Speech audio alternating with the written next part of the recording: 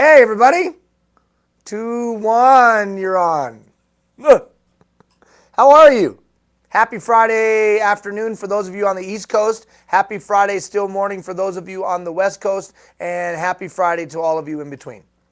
Leadership in Changing Times. This is the Emerging Leaders Leading Others Today track, a program of the Changing Point and the American Public Works Association. How are you? Hope you're doing well. All right, now we're going to get down to the nitty-gritty. We're going to start to talk about the competencies. So the last 3 weeks, we've been igniting the fire by looking introspectively within ourselves, getting ready for learning. So hopefully at the beginning of the week, you did the exercise, the leadership style inventory. And you did the exercise and you said to yourself, oh, I'm an energizer, I'm a researcher, I'm an organizer, I'm a, what's the other one? Nurturer. And you said to yourself, Ian, what does this mean? And then you went back and watched the video a little bit. What it means is not much. What? What? You're an idiot, Ian. No, listen now. It only means something if you do something with it. It's not enough to look at it and go, oh, I'm an energizer and I'm an organizer and woo. What it was supposed to do is give you some insight into how you operate. So we did 2 exercises. First, we looked back to move forward. The leadership history survey. We looked back. How did we get here?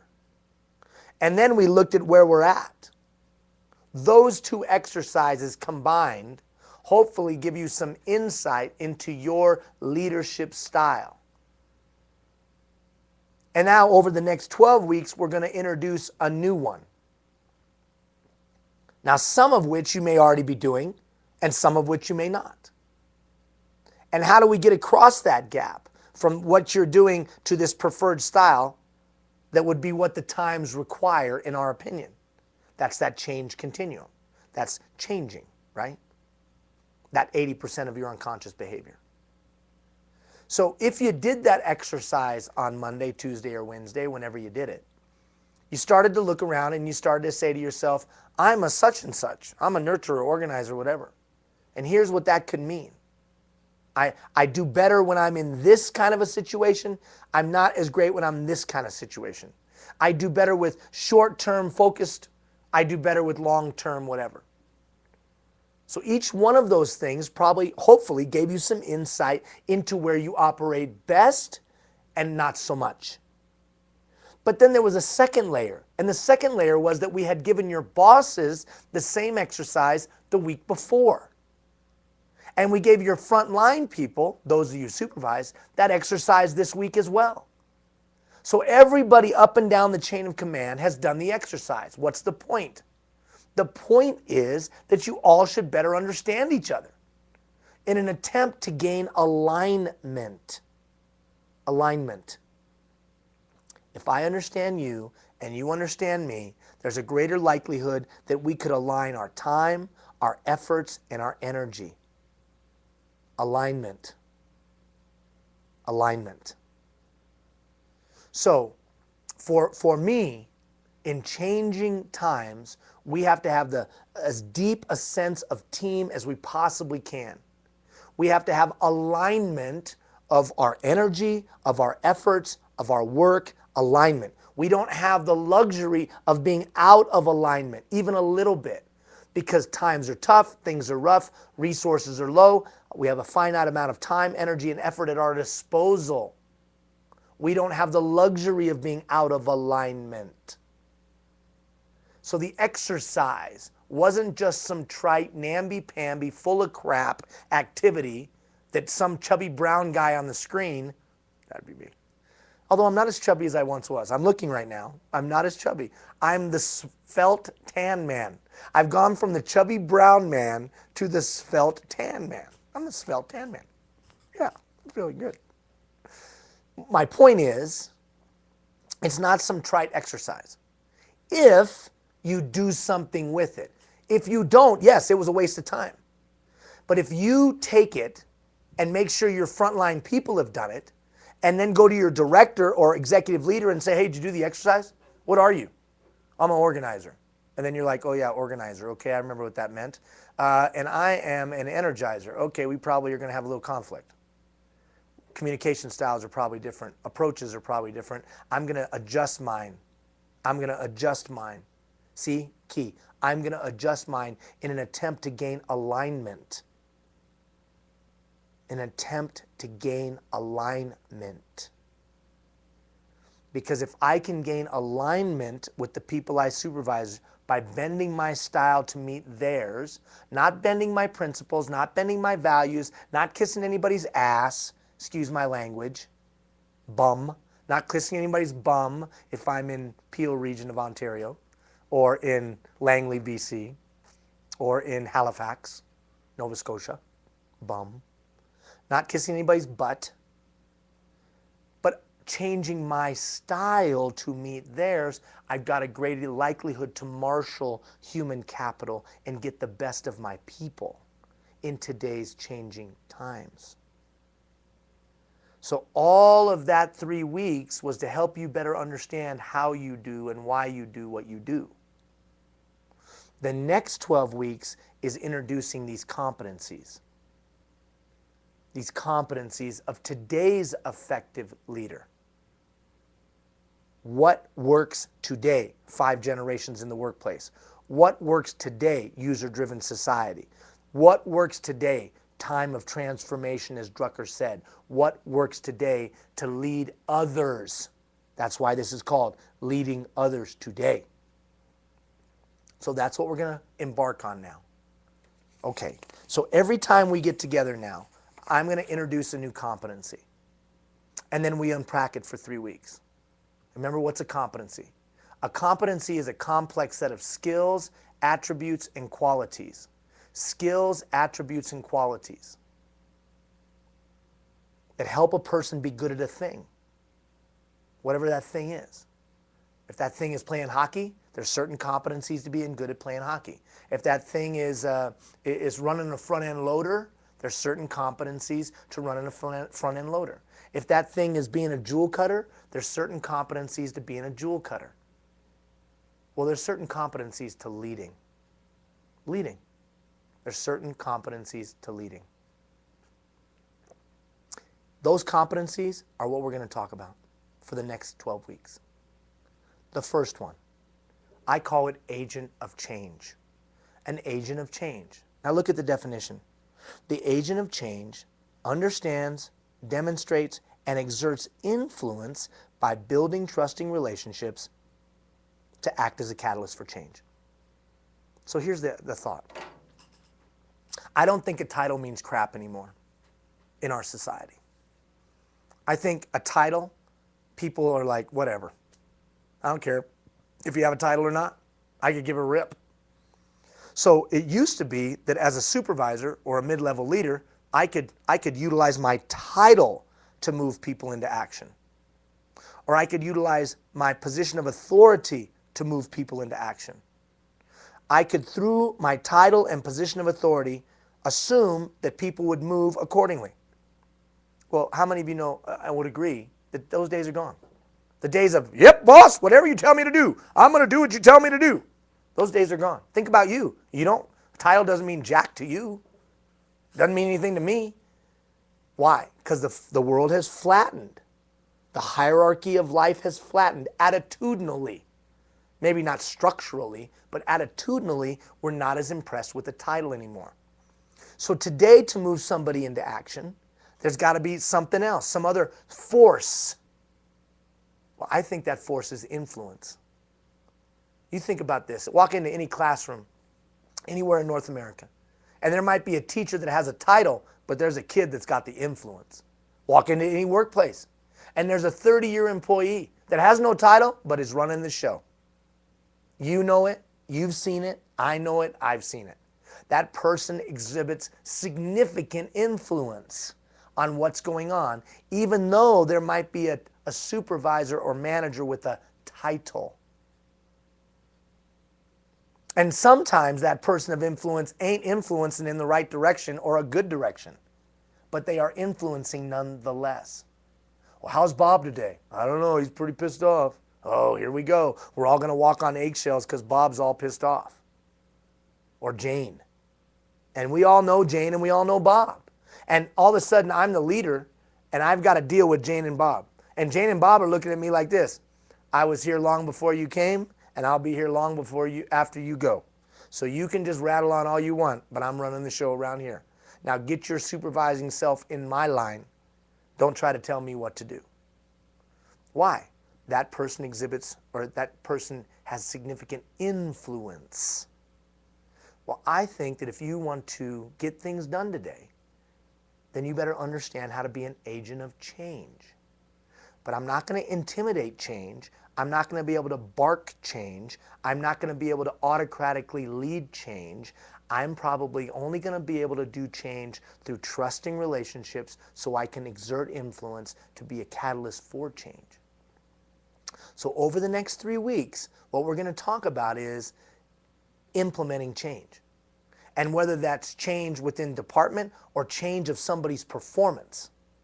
And we're going to specifically focus on the next 3 weeks, performance. How do I change somebody's performance? How do I get another human being to go from being a poor performer to meeting expectations? Or meeting expectations to exceeding expectations. Notice I didn't say, how do I get a poor performer to go all the way to exceeding expectations? Now, I'm not saying that's not possible. I'm just saying let's take it in reasonable increments. All I need is the poor performer to meet standard, and the person who's meeting standard to exceed. That's what we're going to talk about over the next 3 weeks. So this session and the coaching session, which will actually be a teaching session, don't miss that coaching session, because that will be part 2 of this conversation. You noticed in the reminder email, it said Agent of Change Part 1. So this is such an in-depth subject, we need 2 hours to talk about it. So we'll lay the groundwork today. So Agent of Change, that's the individual that knows how to change something. I think that's the number one competency you got to have today to be an effective leader in these changing times.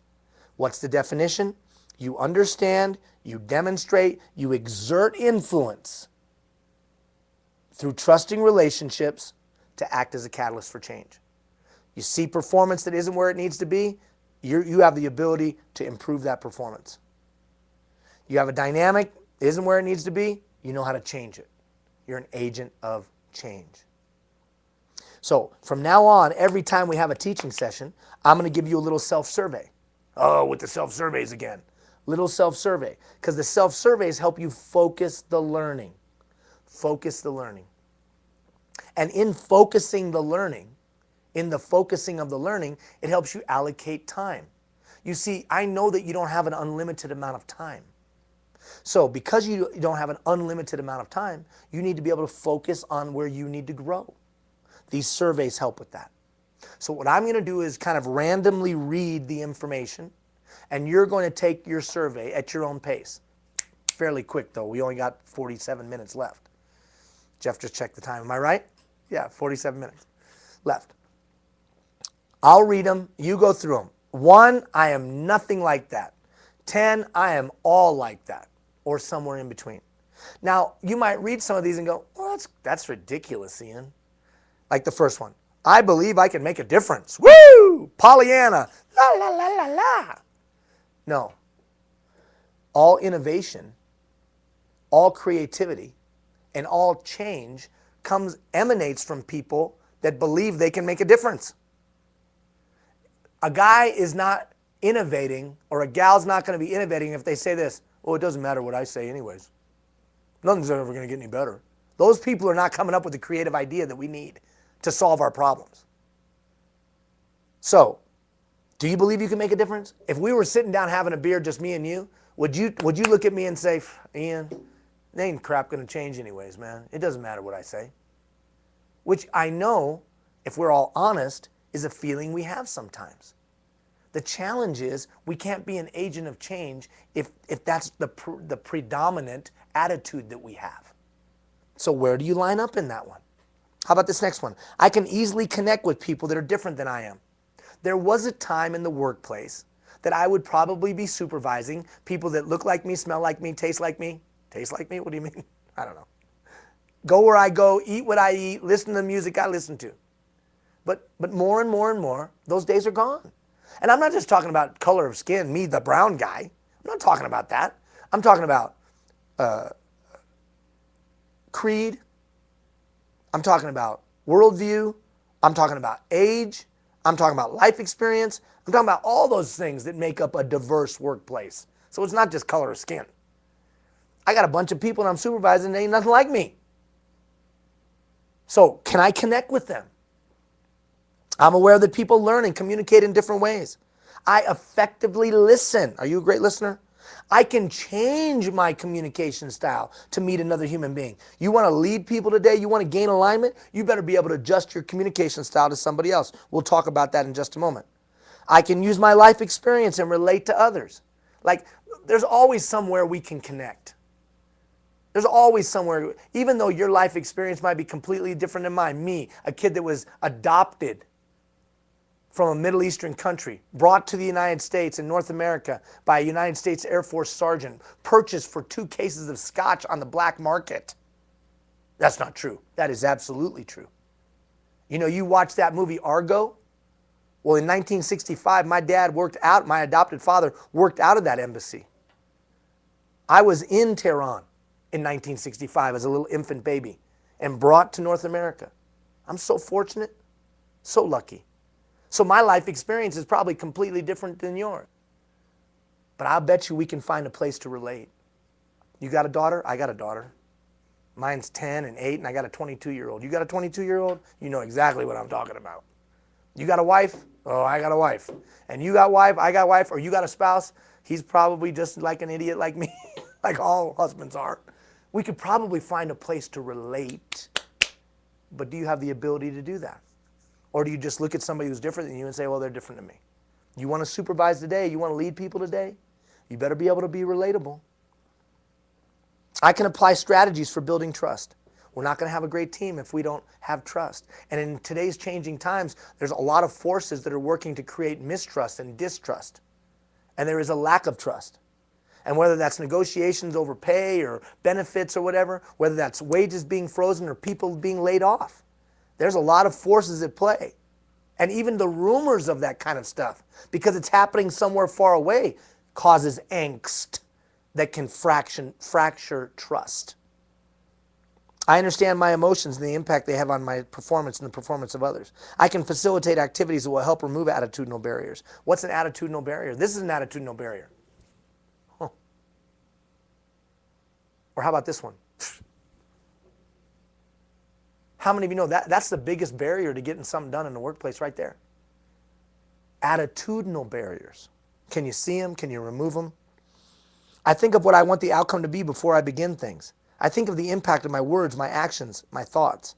I'm able to keep an even keel despite the ups and downs of life. How many ever worked for a boss that was like this and then like that and like this and like that? Side note, did you make that phone call? Did you call your best boss? Did you send him a note? Did you thank him for making such an impact in your life? 5, 10, 12 years from now, when I ask that question of your people, will your name come out of their mouth? Are you the best boss they've ever had? You have the potential for that. So that little self-survey, where do you line up? It helps you focus your learning. At the end of the day, the only way to move people into action, to get people to give your full allegiance, give you their full allegiance today, I think is through trusting relationships. So I looked for some words. I looked for some words that really would capsulize what leadership is today. Moving people into action. That's what leadership is. Marshaling human capital. Getting the best of somebody's insight, their wisdom, getting the best of their sweat, getting the best of their creativity, getting the best of their compassion, getting the best of their passion, getting the best of a human being. How do you do that? Well, Tom Peters, he unpacked it, and I thought it was the best words that I'd heard around the subject for today's day and age. He wrote that leadership is building face-to-face, trusting relationships that pull together people with diverse backgrounds, talents, experience, and interests, moving them towards a common goal. It encourages them to step up to responsibility and continued achievement, and treats them as full-scale partners and contributors in any organization. A lot of words there, but let's unpack a couple of them. One, face-to-face trusting relationships. People are not going to give you their best if they don't trust you. Now look, they'll come to work. They'll come to work because they got mortgages to pay. They got kids in school or whatever. They're working on their retirement. They're going to come to work. But are they going to give you their all? The number one way for somebody to give their best to the task is that there's a trusting relationship involved. You think about in your day and age, as you were coming up the ranks, or even today, when do you bust your butt? You probably bust your butt when there's a trusting relationship involved. Now, make no mistake, there's some of your employees that would bust their butt even if they were supervised by a monkey. So don't take credit for those people, right? Don't take credit for them. They're that top 15 to 20%. They were going to be a great employee no matter who supervised them. But in most instances, excellent performance comes when there's some trusting relationships involved. Peer-to-peer, supervisor to follower, follower to supervisor, or whatever. When there's trusting relationships involved, there's something special that happens. And in today's day and age, with such a diverse workforce, which could be age, which could be creed, which could be color, which could be worldview, socioeconomic background, could be a lot of things. The bottom line is we got diverse workforces out there. How do I take people from different talents, experience, and backgrounds and move them towards a common goal? I'm not going to be able to intimidate them towards a common goal. I'm not going to be able to bark them towards a common goal. I'm not going to be able to autocratically lead them toward a common goal. No, I'm not. The only way they're going to move towards that common goal is through that trusting relationship, which we'll talk about in just a moment. And the removal of the attitudinal barriers that prevent that. When you talk about coaching performance, which we will talk about beginning today and the next time we're together in the coaching session, I'm not going to let you lead me unless I give you my permission. So when you come talk to me about how my performance needs to improve, you're immediately going to get this. No, it doesn't. Right? Your performance needs to improve. Who are you? No, I'm fine. I'm doing just fine. No, I really want you to improve. Well, I don't care what you want. I'll be happy to file a grievance against you harassing me. Right? I mean, so that conversation is going to go a lot better if I'm bending my approach to your experience, talents, and interests. But the challenge is we need everybody to step up to responsibility. Somehow I've got to get people to do a little bit more because we got to do more and more with less and less. If I can't figure that out, nothing's going to get done, or at least not as much as we hope to get done. And here's the kicker. Somehow we've got to treat people as full-scale partners, and we've got to expect full-scale contribution. We've got to treat people as full-scale partners, and we've got to expect full contribution. Everybody wants to be treated as a full-scale partner. Hey, I want to say around here, I need to be listened to. Well, yeah, that's true, you do. And you need to contribute. So the expectation is that we'll treat you as a full-scale partner, but we expect you to be a full-scale contributor. Well, all of that combined, where's the root of that? I think the root of that is trust. I think the only way I'm going to move people into action today, the only way I'm going to marshal the arrows, if you will, all in one direction, the only way I'm going to do that is trust. I'm not going to do that by barking at people. I'm not going to do that by intimidating people. I'm not. Even though there may have been a time in your autobiography where that was an effective approach. I tried to make the case last time. I'll try to continue to make the case that that autocratic leader approach, you better do what I flip and say or I'm going to rip your you-know-what, that's going to be met with significant pushback today. Old guy once told me, somebody can work 8 hours for you or somebody can work 8 hours against you. It's probably based on the depth of trust they have for you. Not the depth of like that they have for you, but the depth of trust and respect that they have for you. So if that's the case, if any of this is resonating with you right now, as you think about how you've been supervised and how you've been led and who you've given your best for, the answer is you trusted them. So how do we use that trust, to get the best performance from people? Well, first thing we got to do is understand how to build trust. Where does trust come from? Agents of change are aware that the attitudinal barrier is the hardest of all. That this, or if you're a girl, the flip of the hair. I wish I had hair to flip. Right? That attitudinal barrier is the toughest of all to get through. And there's only one way to remove the attitudinal barrier: build trust proactively. Once I have a trusting relationship with you, then I can influence you. Once I can influence you, now we can change some things. But if I don't have any trust with you, I ain't going to influence you, and we're not going to change anything. Because you're going to cross your arms and dig your heels in the ground and say, I ain't changing. So how do you build trust? First of all, you better be vocationally competent. What do you mean? You better be good at something. You got to be good at something. Now for me, all of my life, I've always managed, supervised, or led people who had greater vocational competency than me. What do you mean? Well, in every situation that I was a leader, from frontline all the way up to executive leader, people always knew more than me. Everybody that I've ever led has known more than me about their chosen vocation. From a very, very young age, I've always been the youngest doing whatever it was that I was doing. I was the youngest coach. Then I was the youngest manager. Then I was the youngest director and executive leader. And at one point, I was the youngest in the industry that I was in, not just in the company that I was in. How can that be? I have no idea, man. I have no idea. And it was a painful road sometimes, because I knew I was over my head and everybody else knew that I was over my head. So it's one thing for you to know you're over your head, but then it's another thing for everybody else to know he's got no reason to be in that job. But I was there, so I had to lead. So the conclusion that I came to was this: I better be vocationally competent at something. So some of you aren't that way. Some of you are vocationally competent. That's how you got elevated into a position of leadership.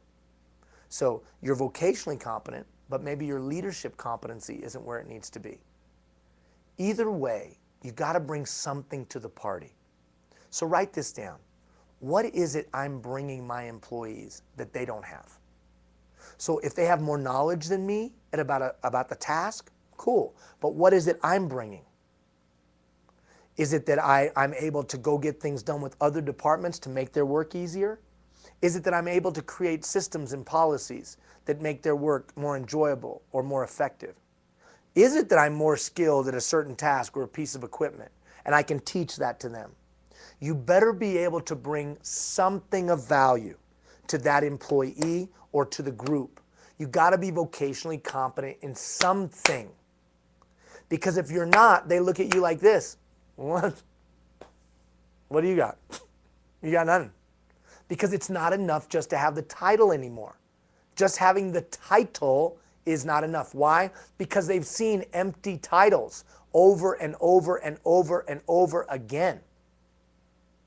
So you got to be the opposite of that and bring something. And I think it's a proactive exercise. What can they count on from you?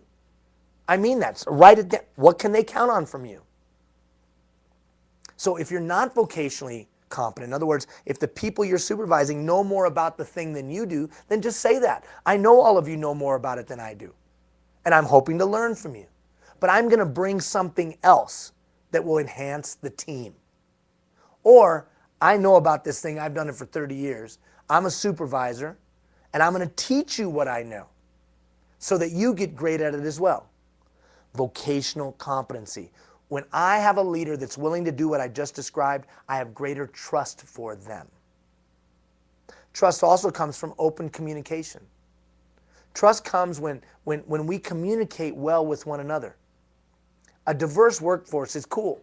There's great advantage to having a lot of different people with a lot of different backgrounds, with a lot of different talents, experiences, and interests, just like we talked about in that leadership style inventory. That's really cool because it gives us all kinds of different perspectives and life experience and knowledge, and awesome. The problem with everybody being different is that there's oftentimes barriers. Barriers in our point of view, barriers in the way that we communicate, barriers in a lot of ways. And that can cause frustration and stress, and that can cause a lack of alignment between our energies and our efforts. So for me, in my opinion, trust comes when I'm really good at communicating with you. Now, in the past, the expectation was that the followers would change their communication style to meet the communication style of the leader, right? Remember us all coming up? Well, however the leader communicated, you better figure out how that is and you better bend to that. If his communication style was a certain way, then the expectation is we all better figure it out or we're not going to make it. And it was tough luck if you couldn't figure it out. Well, that's not the case today. The followers are saying this: hey, you better bend to my style, man. You better take me as I am. Deal with it, right? I saw a bumper sticker. I am who I am, and you better deal with it. How'd you like to be that guy's husband or wife, or that gal's husband, right? You better deal with it. Well, okay, except that's not what the followers expect you to bend. Now, I'm not talking about bending your values or your principles. I'm not talking about that. I'm talking about your communication style. Trust comes from being open in your communication, and that begins with understanding communication style. So there's 4 kinds of communication style, as you see in your handout. Hopefully you have your handout. 4 kinds of communication style. First, fact-based communicator. Are you a fact-based communicator? You speak in linear terms, sequential, then this, and then this, and then this, and then this. And you're about numbers, and you're about factual information. You don't draw conjecture. You see the facts as they are, and that's how you communicate. That's your preferred style. And when people deal with you and don't communicate in facts, it annoys you. And you get frustrated with that. Or you're an emotion-based communicator. This is the individual that however they feel at any given moment, that's how they communicate. That's how they relay information based on how they feel right now. And if you catch them at the right moment, awesome. If you catch them at the wrong moment, not so good. Emotion-based communicator. Then there's the values-based communicator. Now, what's the story with this person? Well, every human being has a unique set of values. I'm not talking about faith or religion, just values. And you know what values are? The way I do my life. Here's how I do my life. And those values have taken hold over a period of time. Heck, even the mafia has a unique set of values that they operate based on. So what's your communication style? Is it fact-based? Is it emotion-based? Is it values-based? Or is it belief-based? That's the 4th one. Belief-based. Now, telltale sign of the belief-based communicator is this. The telltale sign is this: I believe. I believe. You could lay out every fact in the world. And after you've done that, they'd go like this. Yeah, I see, yeah. All right, that's great. Now let me tell you what I believe. That's the belief-based communicator. What they believe is what they believe, and that's it. Why is that important if I'm going to lead another human being in today's day and age? Because first the question is, what's my style? Next question is, what's theirs? And am I willing to bend my style to meet them? Because if I'm willing to bend my style to meet them, I'm probably going to be able to build trust. Now look at the tools that I've given you. Monday, I gave you a tool to better understand your leadership approach. Energizer, researcher, organizer, nurturer. Now I just talked about some communication styles of you. So the first step is evaluating you. Then I gave that exercise to your frontline people. If they haven't done it, you should have them do it. So you better understand them and their approach and their way of doing business and how they like to do things. And then you add on top of that the communication approach that they prefer. So you notice their preferred style and their preferred communication approach. And then you notice your preferred style and your preferred communication approach. And you look and see if there's a disconnect there. Now, in the past, we would have said, okay, followers, you better bend your ass to the way I do things. That ain't going to fly today. You're not going to get anybody to move into action with that attitude. Guaranteed. Instead, if you're enlightened and you're smart, you're going to say, okay, how can I bend my style to meet them? And the only way you can have that conversation is to do those exercises. But I've given you the information. I've given you the vehicle to find that stuff out, to find a beachhead or a connection point with them. So open communication helps build trust. Exercise. I want you to listen. I want you to listen. For the next 7 days, I want you to listen. I want you to really listen. Like people are going to die at midnight. What? I want you to listen as though the person in front of you at any given moment, at any given time, is going to die at midnight. They're going to leave the planet. Now you think about it. How many times have you listened to people and you ain't paying attention whatsoever? They say that 80% of the or 78% of the problems or the mistakes that happen in the workplace are rooted in poor communication or miscommunication.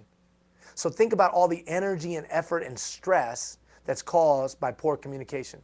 And where does communication start? In talking? No, it starts in listening. And in a few weeks, in a couple days in fact, when we start talking about coaching poor performance or improving poor performance, it's all going to start in listening. So I want you to practice that. Over the next 7 days, I want you to listen to people like they're going to die at midnight. And what does that mean? That means you're going to give them your full attention, your full focus, all that you are. You're really going to listen. You're going to listen with your ears. You're going to listen with your eyes. You're going to listen with your intuition. You're going to listen. What am I listening for? You're listening for what they're saying and what they're not saying. And you know where I want you to start this exercise? At your house. What? Yeah, I want you to start this exercise at your house, with your kids, with your spouse. I want you to really listen to what they're saying to you. We wonder why our kids go off and run and hang out with everybody else, no one spend time with us. It's because we don't listen. I mean, I did that just the other day. My little girl, Nadia, she's 8, she's about to turn 9. She come in and tell me a story. And I was working away on the computer. And I've gotten pretty good at being able to make them think I'm listening.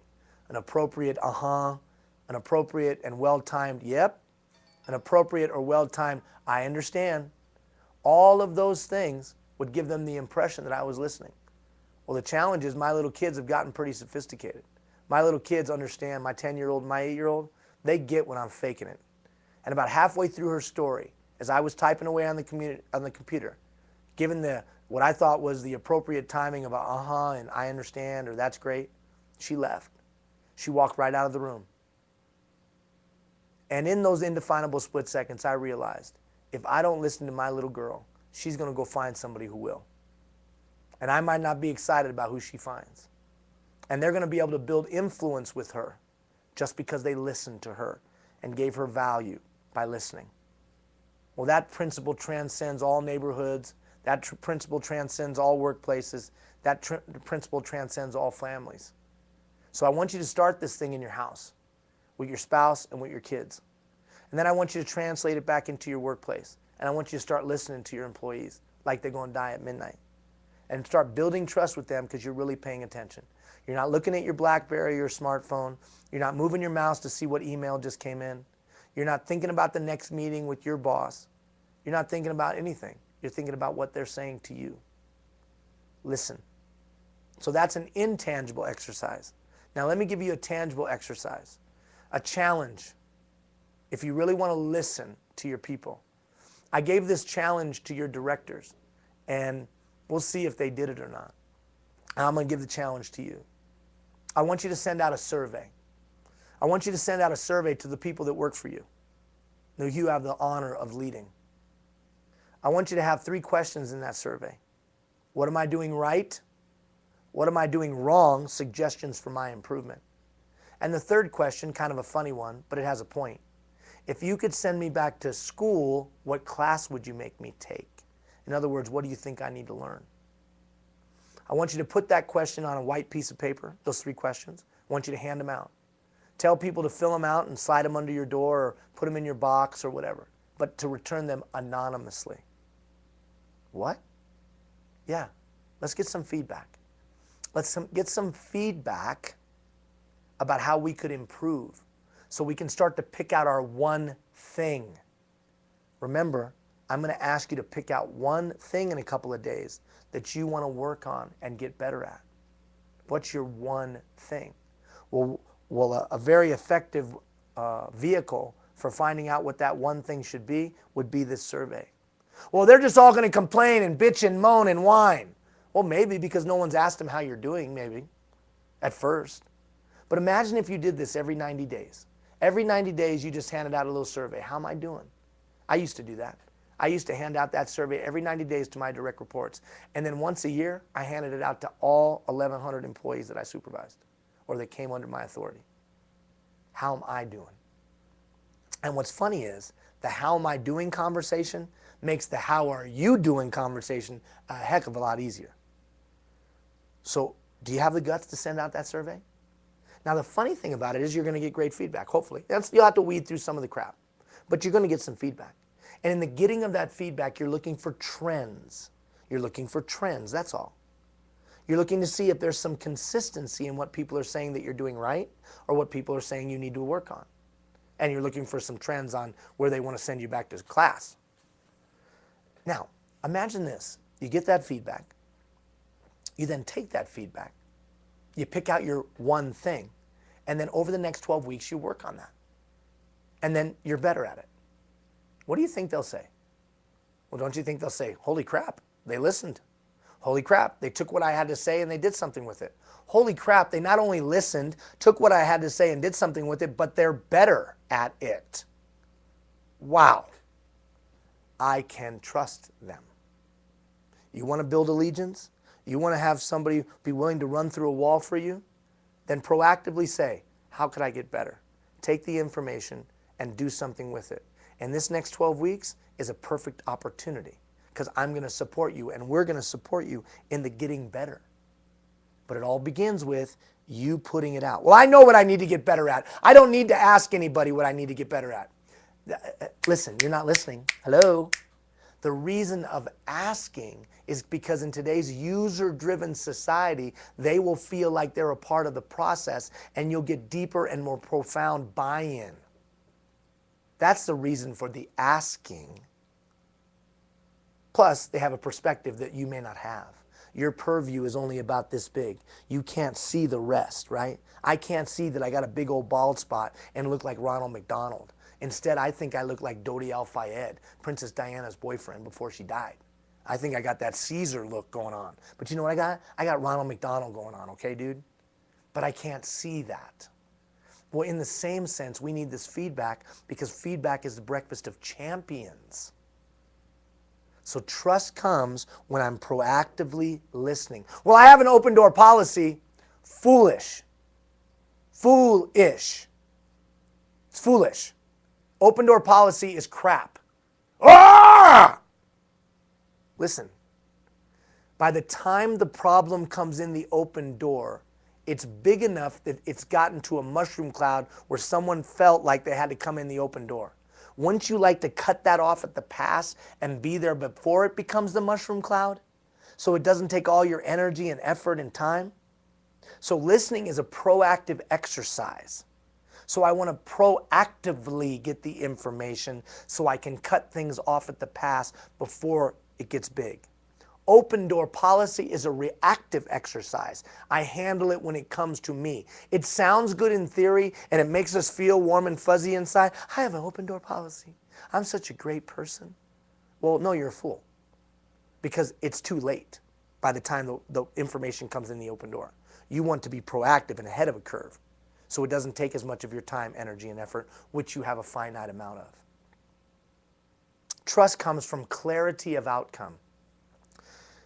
Trust, I trust that you have my best interests in mind.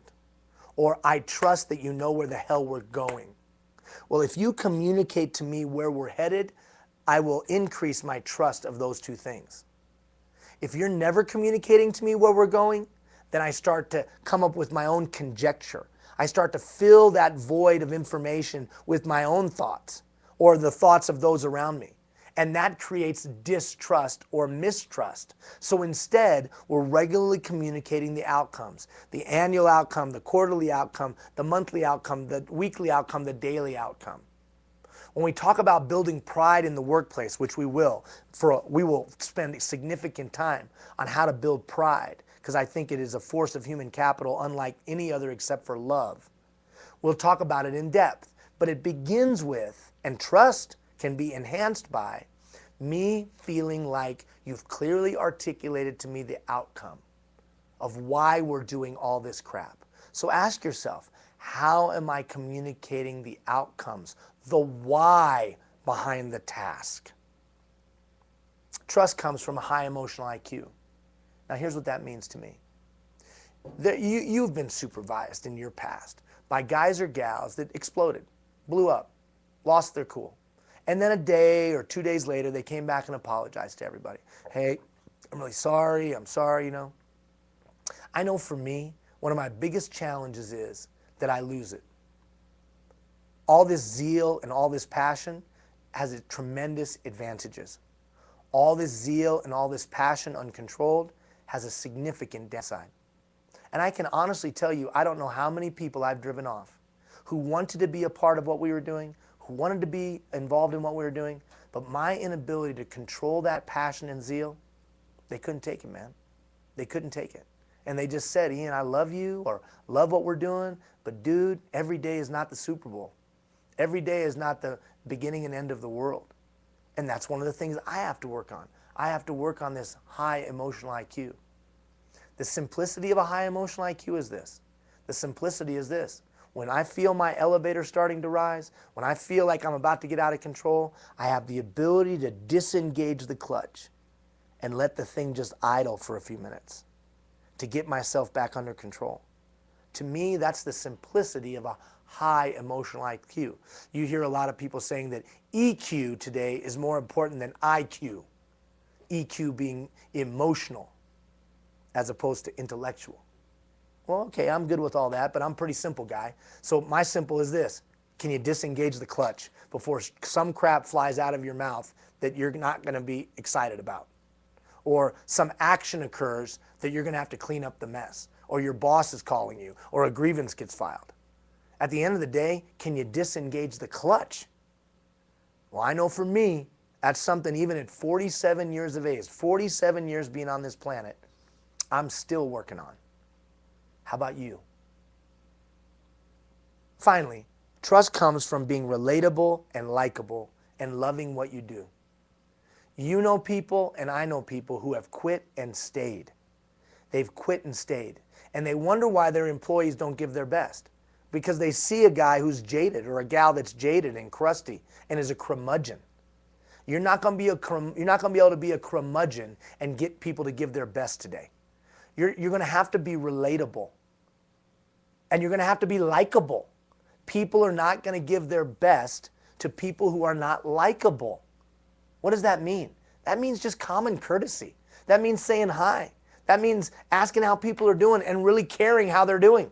Simple, basic civility is absent today. Well, I'm not getting that from them. Well, I don't care what you're getting from them. You're the leader. Well, nobody treats me like that. My boss doesn't treat me like that. I don't care how your boss treats you.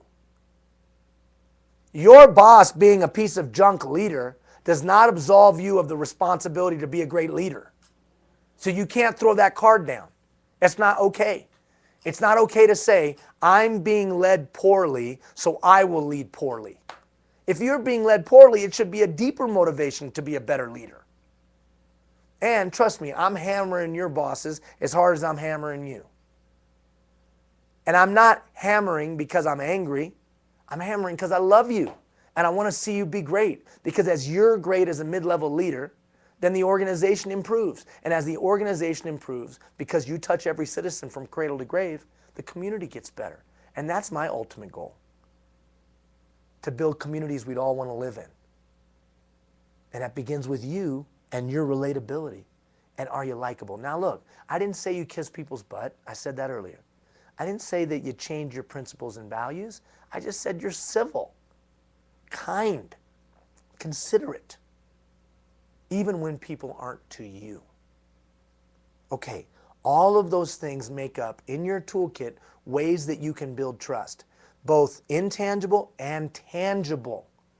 Will you send out that survey? That's a tangible. Will you listen like people are going to die at midnight? That's an intangible. If you're not vocationally competent, get vocationally competent. That's an intangible. Tangible, pick out the thing that you're going to deliver to your people and that they can count on from you. That's your competency. And then make sure you deliver that regularly to enhance their situation. No better way to gain loyalty and allegiance than enhance somebody's situation. Even if you're not vocationally competent. Can't blow up on people. Disengage the clutch and be likable and relatable. If you've quit and stayed, something must change, especially if in your position of leadership, if you're in a position of leadership. Okay, take all that stuff, set it right here, right there. Because now we've got to talk about why don't people perform?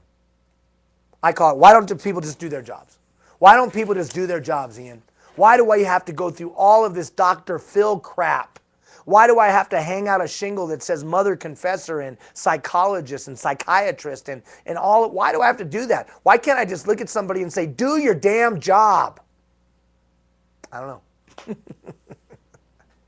I have no idea, dude. I think the same thing all the time. But the fact of the matter is, sometimes people don't. There is a certain segment of the workforce that's going to do a job no matter who supervises them. No matter who supervises them. But the bulk of people, their performance often emanates by the quality of supervision that they have. I think that there's 3 reasons why employees don't perform. And I did a lot of thought about this coming up the ranks. Why couldn't I get people to just do their job? What were the barriers? What were the challenges? And I boiled them down, and we boiled them down to basically 3 things. There was 3 reasons why employees don't do their job. Now, you can argue with me via email or call me on the phone or put it in the chat box so you don't agree with me, but you know what? You can kiss my you-know-what, because I know this is true. And if you take some time to think it through, you'll agree with me. Now, truth be told, these are big buckets. These are big buckets. So there's a lot underneath these 3 things. But ultimately, you come back to the root of poor performance is one of these 3 things. And if we're going to coach poor performance, or if we're going to deal with poor performance, we must begin with this. And then from that, we lead to a performance management approach or strategy to help move people to standard or beyond standard. Agents of change have a style, an approach, a process, a system. They have a way to change performance for the better. This is the beginning of that. When we get together next time in that coaching session, which will really be a teaching session, we'll unpack the intricacies of it. But for now, it starts with, what are the 3 reasons employees don't perform? Reason number 1, they don't know the expectation. See, I don't work off the premise that people get in their car in the morning, and they say to themselves, you know, I think I will do a crappy job at work today. Woo! Ian, you don't know my people. Stop it. Stop right there. I believe the best of people. The majority of the workforce, any workforce, does not come to work and say, I'm going to do a crappy job. They want to do a good job. Most people do. So, they don't know the expectations. And what does that mean? Well, you stop and think about it. How have you clarified what you expect? I told them. Yeah, but the challenge with that is you have a number of different communication styles and you have a number of different learning styles, right? We talked about that. Some people learn by seeing, doing, hearing, whatever. So just I verbally clarified the communication probably is not enough. And if you said this, do you understand? And they looked at you and went, uh-huh. How many of you know that's not checking for understanding? And we'll talk about that in depth next time we get together. We have to both formally and informally clarify expectations. Formal, job descriptions, written processes and procedures and policies. Those are formal ways that we clarify expectations. Informal ways. We talk. We ask open-ended questions. We ask for their feedback. We watch their performance.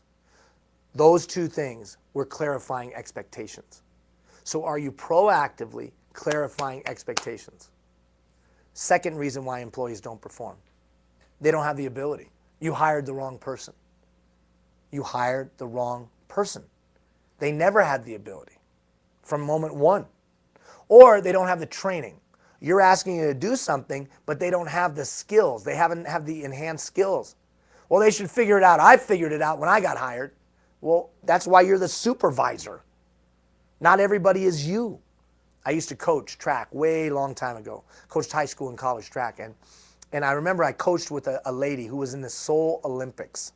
She could jump through the roof, dude. She was a long jumper at Arizona State University and then went to the Olympics. And she would always get frustrated with high school girls long jumpers. And she'd be like, "Ah, why can't you jump?" And finally one day I walked over to her because I coached the boys. And I said to her, I won't use her name, I was like, they can't jump because they're not you, dude. You jump 23 feet. They jump 15 feet. You're a world-class athlete. They are 14-year-old girls with braces and acne and skinny legs. And you're wondering why they're not performing like you, because they don't have the ability and they don't have the tools. Now, for you, how have you given the tools that somebody needs to do the job? Now, tools could be the physical tools, or the tools could be the training. Have you provided the training for them to do the task? Well, they should know what to do. They probably are not going to know what to do. You're probably going to have to train them in some way. All the more reason to be an effective communicator. Third reason why employees don't perform. They think they have a choice. What? Listen, they think they have a choice. Employees have choices in some areas, and in some areas there's no choice. And the most overt example is safety. There's some things that we do that's just the way we do it, because safety dictates. And so we do this and we do that and we do this and we do that and we do this and we do that, and we put the thing underneath the tire of the truck and we park a certain way and we do a certain thing and put a cone in a certain place, and just safety. Or the way that we handle paperwork, and a plan comes in and it goes through this step and then that step and then this step and then that step, and because it's a matter of public record, we have to do this thing and then that thing and this thing and then that thing. No choice. That's the way we do it around here. And then there's some other things we have choices in. The way we answer the phone and the words we use when we answer the phone and the like. Well, oftentimes employees get confused what they have choices in or what they do not. Now, here's the funny thing about that. Whose job is it to clarify for them what they have a choice in and what they don't? Here's the other funny thing. Whose job is it to provide the tools or the training? And here's the other funny thing. Whose job is it to clarify expectations? Your job. My job as leader. All three are the supervisor's responsibility. Employees get better as soon as supervisors do. Yeah, that's the tough part about leadership, man, especially today. Your employees will get better as you get better. As you get better at clarifying expectations. As you get better at making sure they have the training and the tools and the ability. As you get better in clarifying what they have a choice in and what they don't have a choice in. 3 reasons why employees don't perform. In their root, 3 reasons. And all of them are the supervisor's responsibility, the leader's responsibility. Now, you might not like that, and you might be pushing back hard. And because I can't see the chat box, you might be putting in all kinds of nasty things about me right now. You might fire off a text to me right now. I don't care. I'm telling you right now, this is the truth. It's the truth. Truth. 20 years. Oh, I guess more than that. 24 years, 25 years, 26 years of leading people in a number of different arenas. I'm telling you, this is it. And we've done pretty good at leading people. And at the end of the day, it's this. The question then is, what do you do with it? Well, we've come to the end of our time. That's why it's part 1. That's why it's part 1. Now, part 2 will be in the coaching session, and we'll talk about what to do with this. And I'm literally going to give you a schematic, a flow chart of what to do with this. What to do when we diagnose that the person doesn't know the expectations. What to do when they don't have the abilities and tools. What to do. How do you move them from poor performance to standard performance and from standard performance to above standard performance? How do you do that in practical and real ways? So we laid down the concepts today of building trust, and we started the dialogue of why don't people just do their jobs. And now I got to give you the balance of the conversation in our coaching session of what do you do? Tangibly, step by step by step, what do you do? So you can put it in your toolkit and make it a part of the 80% of your unconscious behavior. Make no mistake, the role that you play within the organization is critical and vital. And as you get better, the organization gets better, but you don't need to be sick to get better.